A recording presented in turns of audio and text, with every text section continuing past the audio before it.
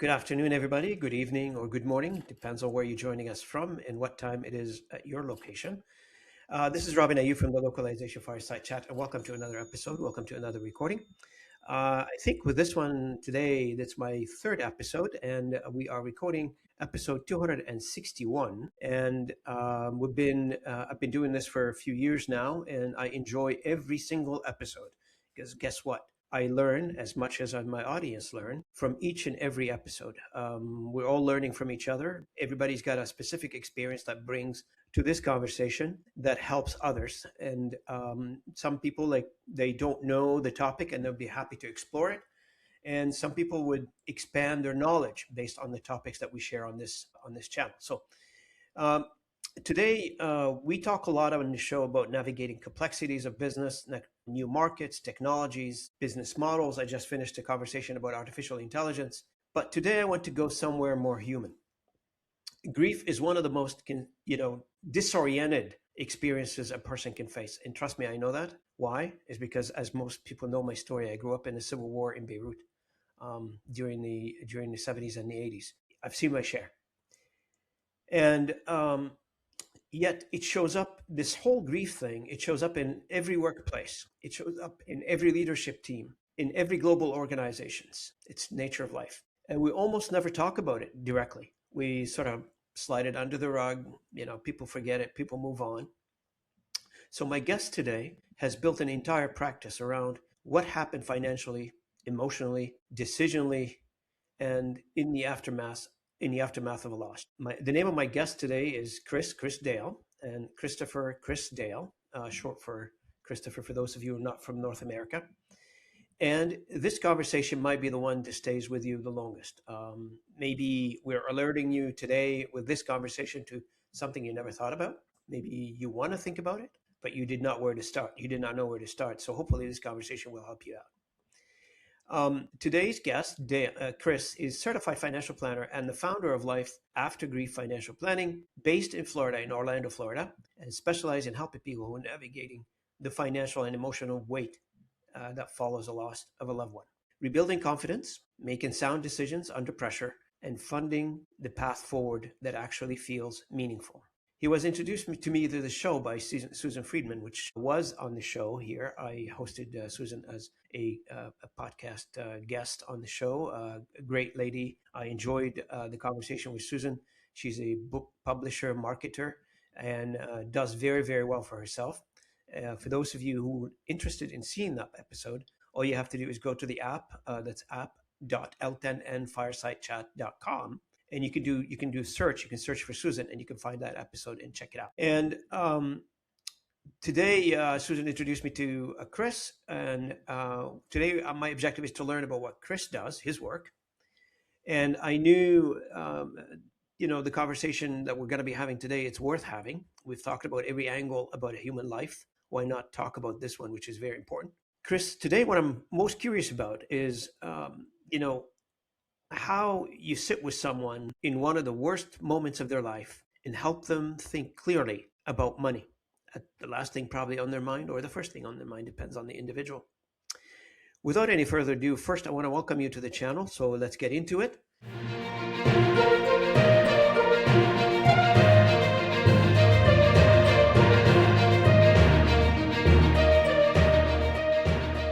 Appreciate it. Thanks, Chris, for joining me. I really appreciate it. Now, the first question everybody gets on the conversation here, Chris, is the story question. Tell us your story. What got you here? I was thinking about that when we briefly talked before, before you hit record. My story really started in 2008 when my father died.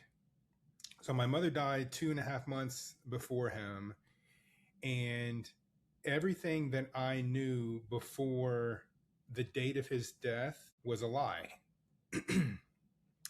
I guess I was 32, 33 years old, somewhere around there. My mother had breast cancer in the 90s, came out of remission, and her health started failing. And so I was the primary caretaker for both of my parents. My father's health started to fade as well. And I say my life started over, and everything that I knew before my father passed away. That's why my story begins there, because I found out that my father had a affair for the entire span of his marriage, and his marriage was about 40 years. And I have an older brother, 9 years older than me. We share both the same parents. And I received a phone call, and the phone call was from his mistress asking me for money. And I didn't know what was going on. I handed the phone to my brother and I said, "You must know about this, and just take care of this." From there, everything started to fall out. Things from my childhood, I have vivid memories of us running out of money. I have vivid memories of what I would call discipline at the time. But after extensive therapy, it was abuse, physical and emotional abuse, and it wasn't normal. It was my mom's way of dealing with the circumstance that she was in with my father. And everything that I knew revolved around money. So the day that I found that out, things were a little bit hazy, but I had, again, these memories of being completely broke as a kid. Power getting shut off, water getting shut off, the phone getting shut off. And it didn't take me until years later where I had a conversation with a gal that was put out to be my sister through the relationship with my father's mistress. And I later found out that she's not my biological sister. But she filled in a lot of gaps. My father was funding her and her mother, their lifestyle. My father spent a lot of time with them, and things just started to make sense. So from an early age, I started developing skills and ways to rebound from situations unbeknownst to myself, and not really understanding why I'm having to do these things or what's going on. I'm just dealing with it because I'm a child. I'm a fresh slate and I don't really know anything different. And so that brought me really to what I do. And it wasn't, I flipped a page and said, "Hey, this is what I like to do." The money aspect was always innately in me, and I didn't really truly understand why. And the formal aspect was I started in banking here in the Central Florida area, early 2000s, and it just morphed. I got more credentials. I went to other institutions. And then at the end of the day, I had this epiphany that I wanted to be the best father and husband that I could be. And I couldn't do that while working for another firm at their beckoning. So what brought me here was taking a leap of faith and creating my own system to where I can serve people that were like me. And I've learned and I've grown. And again, I've been through a tremendous amount of therapy, very specific therapy. We'll probably get into some of that, called EMDR, where you have to go back and go through some of those horrible memories and you have to process them and heal from them. I did that for 18 months, once a week. And it got me to the other side, which I call life after grief. So that's a little bit about my story. Very interesting. And it's tough from hearing your story, specifically the part around the double life that your father has led. With nobody knew about it, and you found out about it after the fact, after his passing. Well, everyone knew beside me. I was too young to understand. It was a secret that was Well, that was a secret that made was to be kept from kept you. from me. Yes. Still tough, still Yes. tough. And I'm glad you are on the other side of this. I'm glad you were able to process all this. That's the healing process. Sometimes takes time, and knowing some of the stuff that I went through personally, it takes a while for these things to sort of exit your emotional system.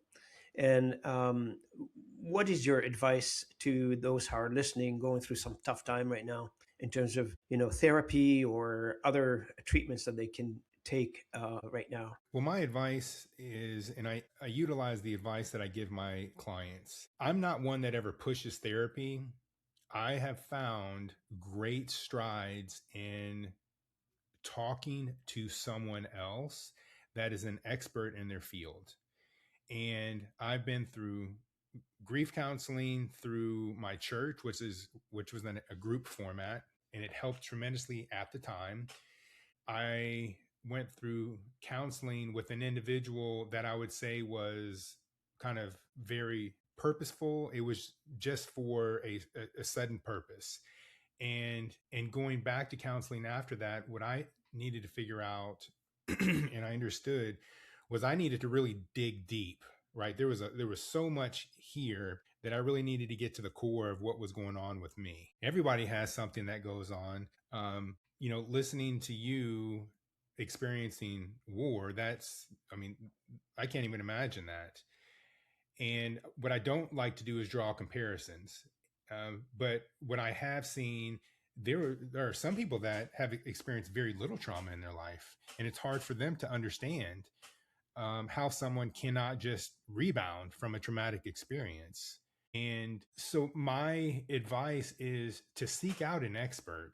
And whether that is a certified counselor, whether that's someone that has experience what you're going through or whatever, I have found working through it methodically, talking about it, possibly writing about it or journaling about it is a tremendous outlet. And it helps tremendously because when you bottle this stuff up for so long, your body remembers it.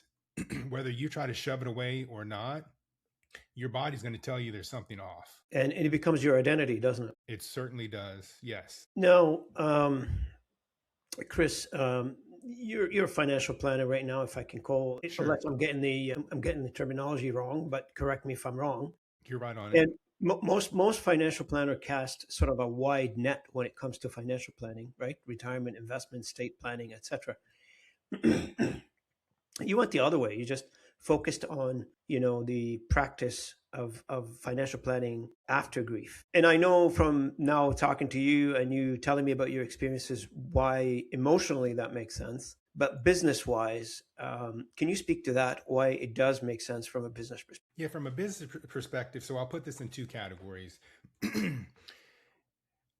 You are and I'm going to use an example of a client scenario, a fresh widow, right? Someone a lady that has just lost her husband and can't think and is completely in a brain fog. And that individual has the choice, right, to work with someone like me that can totally incorporate the emotional side. The emotional side doesn't have anything to do with the technical side, or they can go with someone that only works with the technical side. Well, I know that emotions will dictate decision making. Regardless, if I tell you that 1 + 1 is 2, your emotions might say 1 + 1 is 10. And that is your reality. I accept that reality, and we work at that level with clients. I create space for them. I create space for them to, one, grieve on their own time frame. I create space to communicate with them in their own language. So you're living in Canada, a melting pot of different languages. So, for instance, if she wanted to speak French, I don't speak French, but if she wanted to speak French, I would be speaking French to her. And in her language, it basically means, does she like text messages? Does she like Zoom calls? Does she like meeting in person? What is the preference there? And so, me creating this space for individuals like that, one, it fulfills me. One, I can continue to grow into perpetuity and hone my craft. At the beginning of starting my own practice in 2017, I had no idea that there was an organization out there that certifies you, and that's my CEFT credential, that certifies you in being an expert at working with people through financial transitions. That is a stamp on my life, basically. I am an expert in financial transitions because of personal history. Now I have the educational component to back that. And this allows me to have space for clients that need these services. And to take it a step further, and thank you for mentioning my financial planning company, I have also carved out a consulting company, Life After Grief Consulting, where I teach advisors what I do. And so I've now created space not only to work with a limited number of clients, I now teach advisors that can work with an exponential number of people with my guidance. So that is really fulfilling for me. Like I always say that this is my life's work. And you must have felt like I have to do this versus, I could do it versus I absolutely have to do it because you have a conviction. It sounds like you have a conviction to do. I do. I have been given a lot of gifts in my life. And some folks have said, well, it doesn't seem like they're a gift. I've been given this gift of going through a lot of traumatic experiences and then being able to have the right people in my camp to work through things and guide me. And the conviction that you speak about, I'm obligated to give back, right? One of the things that I do on a regular basis is I work with hospice. I go and I volunteer with a hospice patient probably a couple of times a month. I just go and I sit with them, and I call that my on the job training. I'm giving to them what I've learned and from my experience, and they're receiving, but I receive so much too from them. And so that I feel like I'm obligated to do some of these things. And there are a lot of people that look up to me. There are and have been a lot of high expectations of me my entire life. Now those expectations are my own. Absolutely. And what a better way to manage ourselves, set ourselves the expectations that we want to pursue, and hopefully to the better, to the positive, and pursue them versus somebody dictating to us what the expectation should be. Sure. And now we get into like the whole entrepreneurial ship and why people develop their own companies or their own practices for many reasons. That's one of them. They want to develop things on their own schedule, on their own time, on their own perspective of things versus somebody, dictating to them. Here's the user manual for you as an employee, and you do as what the user manual tells you to do. That's very constrictive to some people. Some people like it. That's fine. And a lot of people are employed by other people, which is great if you can do that. But those are, I feel like the people that they venture on their own, the free thinkers, they're free spirited, and they want to see things gets done on their own terms. Any comments to that, Chris? I would agree with you. So my father was an entrepreneur. And ironically, my brother's 9 years older than I am. We became entrepreneurs officially at the exact same age. Um, and what I found is exactly what you said. Within the capacity that I was working for a private bank before, they were a Fortune 500 company and they cared about the bottom line. They didn't care about me, essentially, and they didn't really care about the clients. I mean, they did, but they cared about this number. And so I had all this life experience, and I think outside of the box because I've had to. And I do things and I approach things differently, and that situation was no longer productive for me. And above and beyond that, these experiences that I had with my father, because he was there, not there, I did not want these experiences that my boys, my two sons, have. And not because I'm the same individual as my father, but because I was working for a company that was restricting me. And so being a free thinker and doing these other things to where I could have time really allowed me to spend more time with my sons. That's really the bottom line for all of this. And so my sons, for probably the first 2 or 3 years of me having my own company, they had no idea that I had a job because I would work before they got up. I would work during the school day, and I'd work when they went to sleep. And it was not until I was getting noticed um, through the paper or through other means, and where folks in the neighborhood would tell their kids, hey, did you see Mr. Chris in the paper? And those things were just never important to me. And I didn't tell my boys. And they got mad at me because they said, Daddy, you are doing these things and you're not telling us. Because I had this experience, I was running, right? I was running from these things in my past, and I wanted to stay ahead of them. And these successes weren't important to me. No, you work in the Orlando area. Yes. For us Canadians, we associate Orlando with tourism, with visitation to or visit to the parks. Right. Orlando is full of parks. How does geography impact your work? Is it a factor? Geography is not a factor of my work. So what I can say, because I surround myself with good people, I was ahead of the curve in terms of this. A lot of the work that I do is virtual. And my mentor that, kind of helped me get off the ground, she said to me, Chris, you don't need a physical office where people come in. Just remember, the people that work with you, they want to be comfortable. And I was all set to get an office, to pay for an office space. But she said, how many times in the last 5 years have people come into your office? And I couldn't really count, really. And it just made sense. And so now I'm about 9, 10 years into this.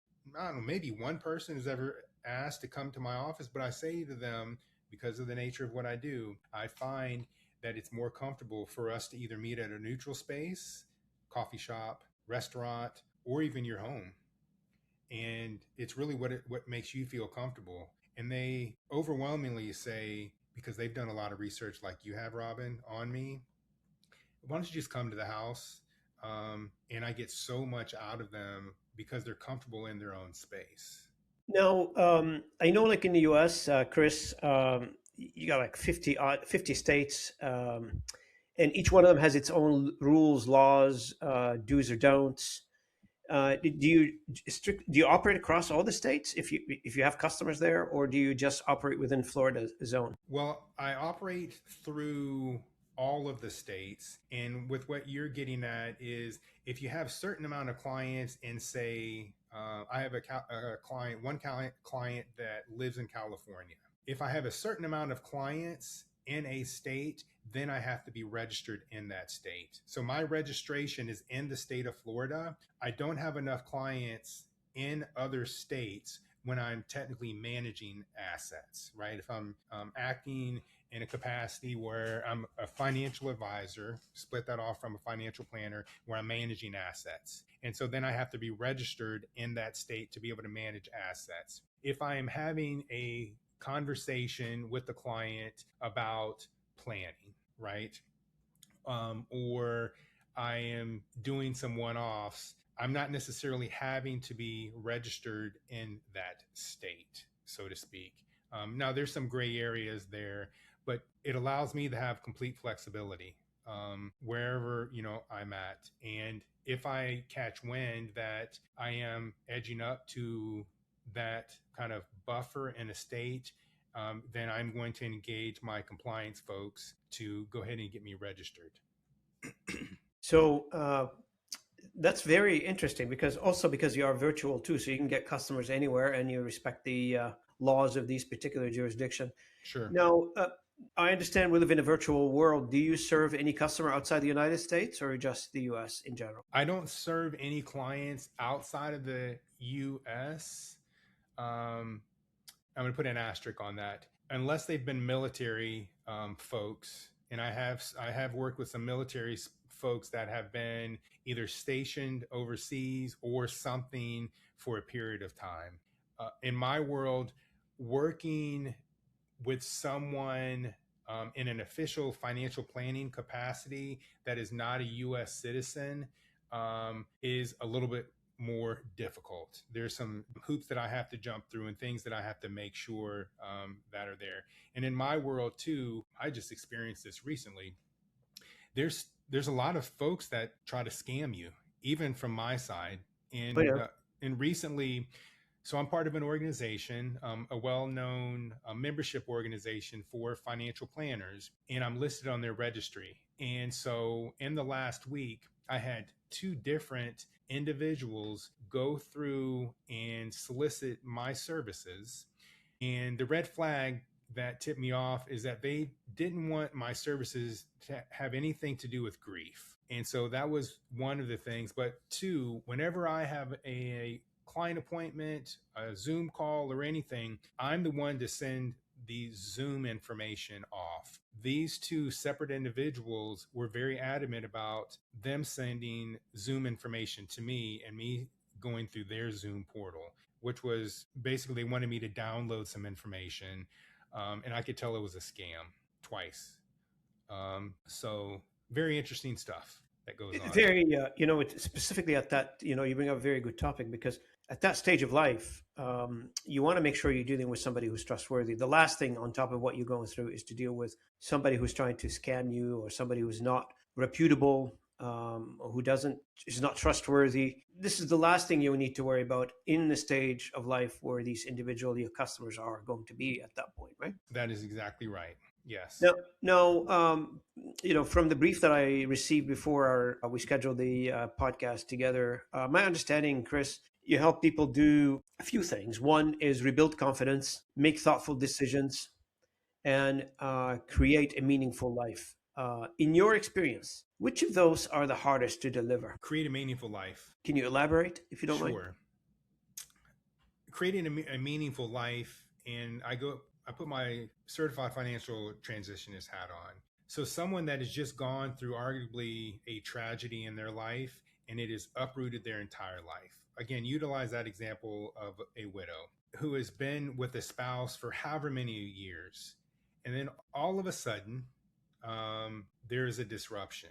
And you had this identity with someone else, and now your identity is totally different. And so, what does that really look like? And how do you shape and how do you massage that new identity? And after I get through all the financial stuff, which is very important because you have to facilitate this life financially, now I have all this information, right? And what it allows me to do is it allows me to bring different scenarios, bring different questions, bring different thought on what you want your life to look like down the road. And I did this with a client somewhat recently, widow spouse, and she was having a hard time looking forward. And Mm-hmm. so we got all of the financial stuff buttoned up.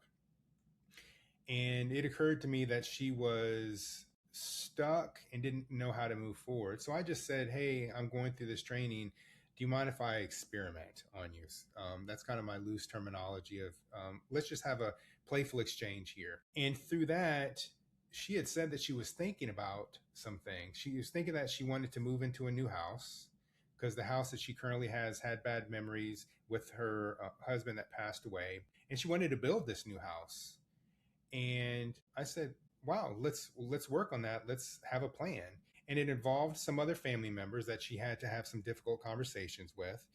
And it just evolved. And that process, a year later, to see her in her new house that she designed, that she built, and see how much more relaxed she was, that had nothing to do with the nuts and bolts of the financial plan. I mean, that was a That's part of putting it. a life back together. Yeah, she's putting a life back together. And now she Yeah, does what she wants to do. correct. And she has totally rebuilt her purpose in life. Hmm. Interesting. Many people don't think of that. Like, this is brand new information for the audience here. I mean, how many of our audience are thinking about this right now? Hopefully, not too many, because that means you're facing a crisis. I hope you all doing well, and I hope you guys don't have to go through this. But inevitably, this is probably a bridge that we don't want to cross, but we are obligated to cross at some point. And having your, as they say in English, your ducks in the line when it comes to these things is very, very important. So there's a prep before, and there's a sudden stuff that you probably need to go through, which becomes a crisis management at that point. Now, on the corporate side, Chris, if you don't mind, there is research out there suggesting that grief, for instance, impairs executive function, memory, concentration, risk assessment. From what you've seen with your client, what is the most dangerous financial decision someone can make the first 6 months after a loss? Anything that is irrevocable. So, saying, I'll give you an example. I want to sell my house. That's irrevocable. You can't buy it again. Or You probably can't. you can't Well, make a you cocktail out of it. can't. You can't reverse that decision. And so, any of those irrevocable decisions are the most detrimental to make during the first. And I utilize a 6 month time period, a loose 6 month time period.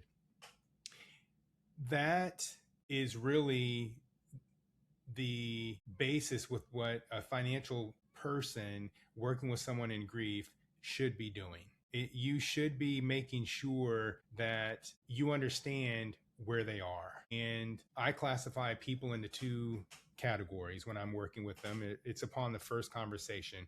I identify them as an intuitive griever, and I identify them as an analytical griever. An intuitive griever, more times than not, it's going to be a lady that surrounds herself with other people that have a similar experience and wants to talk about it and wants to process the grief in a way that is healthy, so to speak. An analytical griever just wants to go through the process of life as if nothing happened.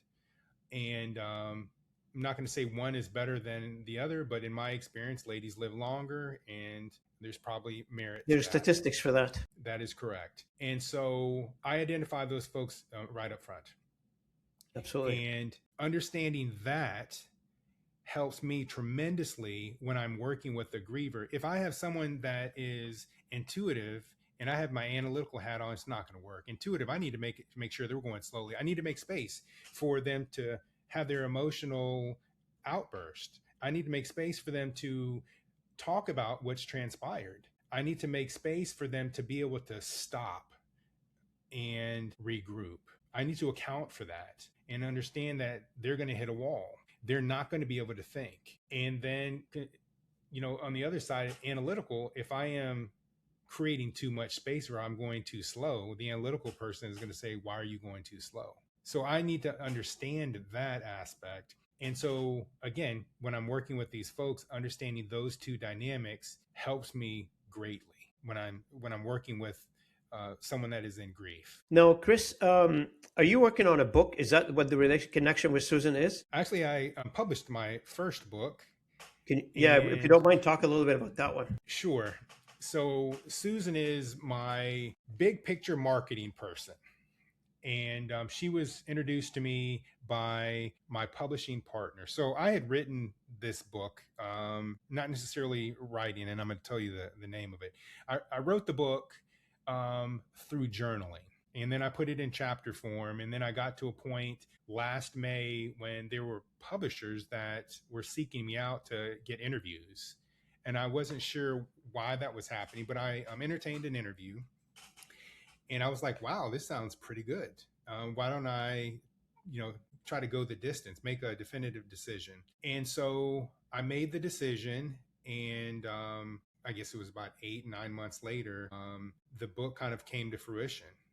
And the name of the book is called Life After Grief, Holding the Numbers with Shaking Hands When Money, Trauma, Grief, and Racism Collide. And so I think the title is very deep, which it is, but the story of the book is, again, I was talking about this a little bit earlier. It's probably 10 to 15% financial, but it's about 90+% life experience and what brings someone like me to where I am at. And it's very, very relatable. And, I get to a point where the epitome of what I have gone through and all of my learning came out with one particular client that I saw before retirement, had him live in retirement for 20 years, and then saw him and positioned him better than I positioned my parents in his declining years. And so I've all of these stories, and they're all intertwined. And some of them are gut wrenching, and some of them are hard to read. And it really makes sense as to why I have the gifts that I do. And it's just a natural flow and an evolution of what I do and why I have this very specific niche. So is the book out now, Chris? The book is out, yes. And what's it called again? It's called Life After Grief. Life After Grief. You named it after the website? I did, yep. So Holding the Numbers with Shaking Hands, and then When Money, Trauma, Grief, and Racism Collide. Absolutely. So we talked a little bit about discrimination, and in Canada, it's not as prevalent it is here in the U.S. Part of a tremendous amount of other skill sets that I've had to deal with are discriminatory. Yeah. Yeah. That has been part of my DNA. Absolutely. I mean, life in general is a collection of lessons, Sure. and each individual out there, they can really take their life and they put it into encapsulate it into a book based on their experiences. Obviously, some experiences are better than others, and they are who they are, what they are. Though you can't change that. These are the experiences that made us who we are. Um, Now, one of the items that my audience, who is global audience, business leaders, work in the translation business, doesn't matter what they do, managing people across multiple countries. Grief is not like something like, take a leave of absence. It's not going to take a leave of absence because a CEO or a VP, I don't know, passed or had some issues. What does a leader in an acute grief actually look like from the inside? And what should people around them watch for to support, to help, or to deal with that? Well, you're throwing me a layup of a question. I have a basketball background, and I'll use myself selfishly. So I was that leader, right? I was that leader that was crumbling inside. I had to perform on the outside. So I had a lot of people that were relying on me. And I had this game face that I would always have on. And the purest example of this, I was asked to speak in San Diego a couple years ago, and all of these things were starting to come up for me. Didn't know why, didn't understand what was going on. Actually, it was more than a couple years ago. And I had the ability to see myself on camera from the video of my presentation. And what struck me was I have this game face on, and folks probably don't know what's going on unless I tell them, right? I was dumbfounded how well I did the presentation. And arguably, I probably did the presentation because I was trying to block out things better than I do it today, if I'm making a comparison. And it wasn't until I started having these cracks, so to speak. I may forget things. You talk about someone going through grief. I may forget things. I wasn't really emotionally up or down, so to speak, but I'd forget things, and it was very unlike me because my memory is very, very sharp. It is very vivid, and it's very specific. And it wasn't anything that was going to harm me, but it was just small things that I may forget. That was a symptom of the grief. And so, to get back to your original question, how can you support someone when you identify or understand some of those things? If someone would have just asked me, Chris, I am noticing some things that are going on with you. I've noticed that you have forgotten a couple of things. I've noticed this. That would have been a window, at least for me, to open up and say, "Hey, this is what's going on." You would have Uh, started a dialogue. Is that what you're I saying? would have, because I'm an intuitive griever, Yeah. and I Yeah, would have you're fed not going into to just that. bottle it up. I mean, but somebody opened the door, you're going to take that door, right? That's correct. I'm going to release that, and I'm going to talk about it. So that would be my honest answer: is to, if you identify things, Hmm. just simply ask the question as, I'm a friend of yours. I'm starting to see some things. Now, let's talk a little bit about the corporate level because most of their listeners are working for other corporations and they exist in different countries and depends on what state they are in or what country they are in. However, most large organizations, for instance, Chris, offer 3 to 5 days bereavement. I'm not sure if that's the case in the US, but at least outside of the US, that's what I'm seeing, which by any measure is a fraction of what grief actually demands. If you were to be advising like global companies, HR, or leadership on building something more humane and effective, what would you tell them to change first, Chris? What I would tell them to change first is to give them more than 3 to 5 days. I had a very negative experience when my father passed away, and they were trying to cap me on taking 2 days for the funeral. That put a negative taste in my mouth, and I ended up just taking time off. I hit a wall and I needed to take some time off. So that would be my first thing is, at a company level, I understand that there has to be a point, right, where you can't let somebody take a month off. But a couple of days, I don't think is really going to help. So that would be the first thing. And again, I'm not someone that likes to reinvent the wheel. I do a lot of trainings for an organization, and a lot of the trainings are on the human side of just life. And the other thing that I would encourage a company to do is provide trainings for their employees. And so I just did a training on estate planning for a company. I have done trainings on how to deal with difficult people, how to manage your emotions, and providing those benefits go a long way, because one, it tells the employee that you care about them to take them out of work for an hour and to give them this benefit. The other thing too is give employees access to counselors. They can go and they can find someone on their own and they can talk to it. They don't have to be scrutinized or release it. They can go on their own through their benefits and find someone that they can talk to. So I just gave you three things. I know that you just asked for one. No, that's fine, and this is great. The way you've articulated this for us and for the audience, I really appreciate that. Now, another question for you is: grief informed financial planning becoming a recognized subspecialty, or are you largely still trying to explain that to other financial advisors? Well, this is interesting too.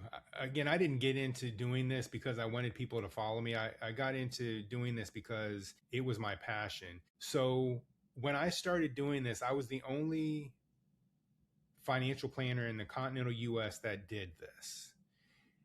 Now I can honestly say that I've trained, or I have had a part in helping out a lot of other people in doing this. Now there's a lot of other people that do either some subset, whether it is folks that are going into a nursing home, whether it is the death of a child, whether it is working with a widow. I've seen this grow over the last 9 or 10 years to where there's a lot of this working with folks that are in some subset of grief. And it feels good for me because I look out on the landscape and I say, you know what, I've had a conversation with this person, that person, or I've given this person advice, or I've mentored this person, and that's great. I don't see any of that as competition. No, we're all So trying to do good here. yes, 100%. Yeah, absolutely. Now, personally, to be honest with you, for me personally, I've had moments like in my own career where I've lost something significant, not a person, but a chapter. I mean, it's the grief process is a grief process, but to some extent, it is a process to different degrees of intensity, I would say.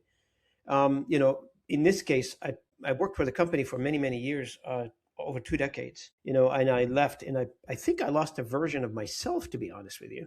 A company here I built from scratch almost. I poured my heart and soul into it, poured everything I have into it, lost a few things on the way as I continued building the company. And nobody handed me a roadmap or financial or emotional aftermath roadmap.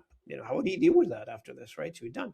What would you have said to me at that moment? My advice would be very similar to if I was working with someone that actually lost a person. So grief is not limited, and we didn't talk about this specifically, Yeah. but grief is not limited to losing someone. Grief is grief. And the process through grief, and again, this is Chris Dale, is very similar to whether you lose a individual or you lose an identity, right? So losing an identity could kind of be what you described. I was working within the confines or the dynamics of a company, and then all of a sudden I'm not there anymore. My identity is completely shifted. I had, in doing this for a good period of time now, I worked with a lady whose husband got convicted for 25 years. He didn't die. that is a loss. She's not going to be able to see him at home anymore. It was because of something that he decided to do. And so that is one that I had to learn on the fly, to be candid with you. I have not known anyone that's gone to jail for that period of time and how you deal with it. There's no roadmap financially. I can tell you that, to deal with that. Divorce, that's in the same category in regards to, you have this, you're going along and you're, working with someone else, and then all of a sudden it's a dramatic change. So, or losing a dog, That's what I was going right? to say. Is a pet or something? Yeah, like a lot Yeah, of people go through that grief process too. yeah, losing a pet. And so what I do is not limited to an individual losing someone else. It incorporates all grief. And I'm assuming because you mentioned earlier in the conversation when you talked about the service people, like service members of the military, were I'm assuming they have different things like beside losing the loved ones. I'm assuming that entire post traumatic syndrome that they go through, that also a challenging moments for their loved one nearby, like their families if they're married, and they have families, or their parents, etc. It impacts everybody around them. And there are studies where they talk about PTSD symptoms, like not just in the military, in every sector of our society. Right. So I'll use myself as an example again on that. When I went to my counselor, she had identified, she said to me, Chris, you're exhibiting symptoms of PTSD like a soldier coming home from war. I said, really? I said, that's a pretty profound statement. And she went into why. And so in war, you see some, I'm not a military person, but you see some pretty bad things. I've seen some pretty bad things too. I've not seen someone kill or be killed, but I've seen people die. And I've seen some pretty, bad things that have happened. And so, yeah, to answer your question, that is, everybody's experience is unique and different. And again, I try not to make comparisons, but to that comparison of PTSD, I think that is fitting. Now, Chris, for those leaders who are listening to this conversation and they're going through some transitions, either not on a personal level, but they transition in their companies, they're moving from one area of business to another area of business. Is there a trait or applicability of context between what you do to those leaders who are managing these transitions, either going into a new market, building a new thing, starting something new, like you mentioned earlier in rebuilding life? Resilience. Hmm. I think that's the number one thing. So if I'm looking to build a new business, right? If I'm looking to go through a life transition or something, from what I've seen, it's all about your ability to get knocked down and come back up. Now, some people have an innate resistance, and some have to learn resistance and to build it. And I would say, fortunately for me, mine was innate because I had to rebound. But there are a lot of people that don't have that innate skill. But from what I have learned in my training is that that's something that you can learn, and that was foreign to me. I was like, people can learn how to be resilient, and yes, they can. Studies have shown, and arguably, because they don't have the negative baggage, they might be more resilient than someone that has an innate ability. Absolutely. It's funny you say that because just anecdotally, I'm going to tell you this story and tell the audience this story. I was in Ottawa one day, and a brand new CEO gets a job at a company I worked with, and he come into Ottawa to see me. And it's a large organization. When the CEO comes to town, it is a big deal. You go pick him up from the airport, you do the tour, etc. So him and I, he said, "Show me around." So he'd never been to Ottawa before. So I walking. For those of you who knows Ottawa, by Parliament Hill, just taking a stroll down the road. Beautiful, beautiful area in the city. And he was getting to know me basically. He wants to get to know who's in charge of this operation here in the country. So I proceeded to tell him a story one time. He wants to know me, like he wants to know exactly who I am on a personal Sure. level, not what you do for a job. I mean, he can get that from HR, but he wants to know which person is he dealing with, who is the person this he's working with. And then we got into something, tell me where you're from. I told him I'm from Lebanon. I grew up in Beirut. What was it like? And when he said, what was it like? I said, let me give you an example. He said, what? I said, my university was on the demarcation line, and I used to drive to my university every day. And on our way out, in and out, the snipers take pot shots at the car. I mean, my car had like so many bullet holes in it, I couldn't count. And and the neighbors, because it's narrow streets, they used to put blankets hanging from the buildings across the street so the snipers don't see it. And we had a system where if you're leaving the college in the evening, you turn the lights off so the other guys don't see you and you don't get shot at. Right. And then he looks at me, he gives me this look. He said, and so from that to where you are right now, selling at the time I was selling translation services or leading, the team here in Canada. I said, yep, that's what I do now. And so I left it at that. Now, fast forward 6 months later, we have something called it's a big sales meeting. It's being hosted at corporate office. So I go down and, first item in the morning is the keynote, and the keynote is being delivered by the CEO. I see my picture right on the wall, like right on the projectors. I didn't know how much trouble I am in. I have no idea what to expect. So first item was resilience, and he goes on and to tell the story that I told him. So he spent about 30 minutes on this particular story, which I didn't know he remembered, but he did remember, and he used it in a presentation. I love the human aspect of us together and human in general, that we have the ability to cope. We have the ability to learn. We have the ability to build on what we've been through. Example here, you've built on what you've learned through what you went through. You did not just cower into a corner and says, this is my life, that's my lot in life, and that's it. I'm just going to not do anything. No, a lot of people like you, me, and many, many others, they stand up, say, okay, I've learned. I'm going to go do something with this. And here's what I'm doing right now. Right. Having conversations with people. So as we come to close to the end of the recording, if you don't mind, I've got a few more small questions. Okay. If someone's listening right now and is 6 months out of losing somebody and hasn't touched their finances yet because it feels impossible, what is the first single steps you'd like them to take this week? If you are inside of a company, right, you talked about leaders, I would reach out to your benefits and try to locate a financial person that can help you.